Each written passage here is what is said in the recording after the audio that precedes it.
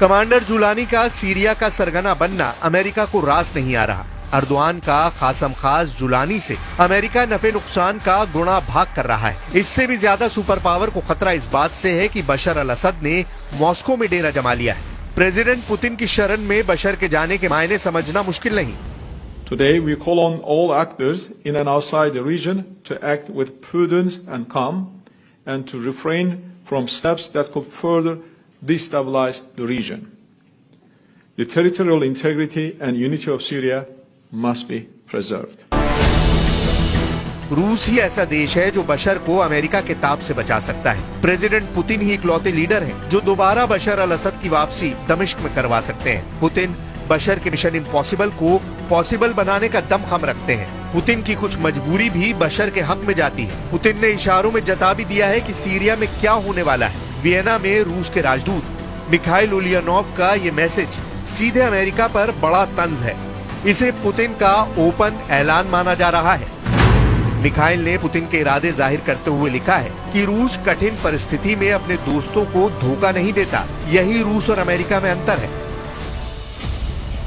मतलब ये कि रूस सीरिया में एक्टिव है, अमेरिका से ज्यादा गहरी पैठ रखता है। सीरिया में रूस और अमेरिका के सैनिकों के जमावड़े में बहुत बड़ा फर्क है।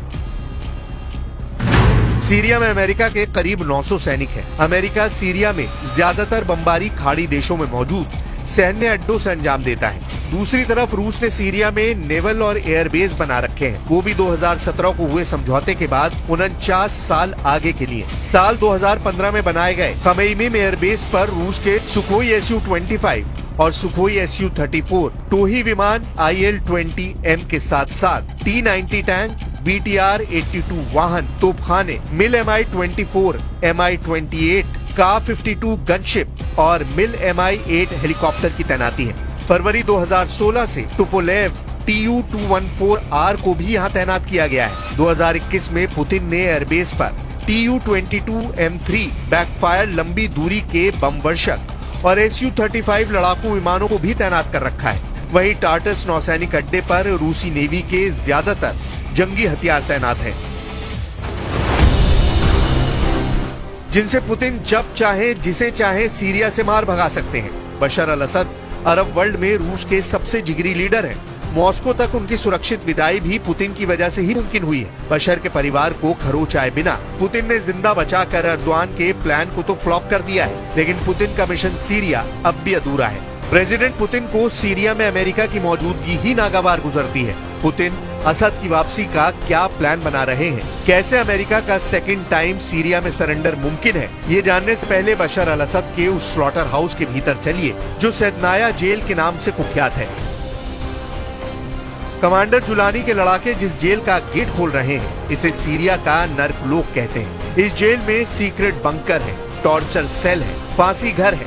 सीरिया की सैदनाया जेल की एक एक कोठरी खूनी नरसंहार की गवाह है। धरती के नीचे 3 तल्ले में फैली इस सुरंगनुमा जेल से जुड़े दिल दहलाने वाले किस्से हैं। कमांडर जुलानी के कट्टर लड़ाके इस जेल को बशर अल असद का बूचड़खाना भी कहते हैं। साल 1979 में बनाई गई ये जेल 24 आते आते बंद कर दी गई। अब इस जेल के कुछ सेल के गेट खुल नहीं रहे हैं। सीक्रेट कोर्ट से लॉक इस जेल से बशर अल असद गुप्त ऑपरेशन की प्लानिंग कर सकते हैं।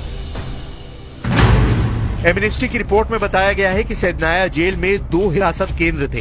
एक लाल इमारत जिसमें विद्रोह शुरू होने के बाद नागरिकों को रखा गया, वहीं सफेद इमारत में कार्यालय है और विरोध करने वाले सैनिकों को रखा गया। एमनेस्टी की रिपोर्ट में अनुमान लगाया गया है कि सितंबर 2011 से दिसंबर 2015 के बीच सैदनाया जेल में 5000 से 13000 लोगों को फांसी दी गई।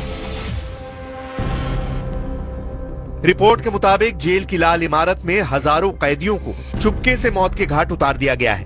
फांसी से पहले कैदियों को कोठरियों से बाहर निकाला जाता था। इसके बाद उन्हें लाल इमारत के तहखाने में एक कोठरी में ले जाया जाता, जहां उन्हें 2 से 3 घंटे तक रखा जाता था। इस दौरान कैदियों को बुरी तरह पीटा जाता था। आधी रात को उनकी आंखों पर पट्टी बांधकर डिलीवरी ट्रकों से सफेद इमारत में ले जाकर फांसी दी जाती थी। एमनेस्टी रिपोर्ट बताती है कि ऐसा हफ्ते में 1 या 2 बार होता था। बंदियों की ग्रुप फांसी में हर बार 20 से 50 लोग होते थे। फांसी देने से कुछ मिनट पहले उन्हें मौत की सजा के बारे में बताया जाता था। उन्हें ये भी नहीं बताया जाता था कि फांसी कब होगी। गले में फंदा डाले जाने तक उन्हें ये तक नहीं पता होता था कि उनकी मौत किस तरह से होगी। फांसी दिए जाने के बाद एक ट्रक में भरकर उन्हें ले जाकर सामूहिक कब्रों में दफना दिया जाता था। बशर के जल्लादों के कारनामे कभी सामने नहीं आए। इसकी वजह जेल में हुआ कैदियों के साथ टॉर्चर है। तुर्की सेदनाया जेल जैसे क्रूर किस्सों का प्रचार कर बशर के खिलाफ माहौल बनाने में लगा हुआ है। वहीं मॉस्को में अफ्रीकी लड़ाकों को लेकर सीरिया युद्ध का पासा पलटने की प्लानिंग हो रही है। पिछले कुछ साल से रूस ने अफ्रीका महाद्वीप में अच्छा खासा दबदबा बना लिया है। रूस ने ही अफ्रीकी देशों को हथियारों से लैस भी किया है। रूस की वैगनर आर्मी का अफ्रीका में प्रभाव है।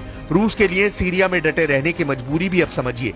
रूस टार्टस नेवल बेस से माली, बुर्किना फासो, नाइजर और मध्य अफ्रीकी गणराज्य में अच्छा खासा प्रभाव रखता है। यह अफ्रीकी देश सीरिया से सबक लेकर रूस से किनारा करके तुर्की के पाले में जा सकते हैं। इसलिए एर्दोआन और अमेरिका के खिलाफ पुतिन अफ्रीका के खूंखार योद्धाओं को उतार सकते हैं।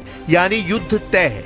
वो भी सीधे अमेरिका और रूस का टकराव होगा, जिसका खमियाजा कमांडर जुलानी, एर्दोआन और सीरिया तीनों को भुगतना होगा।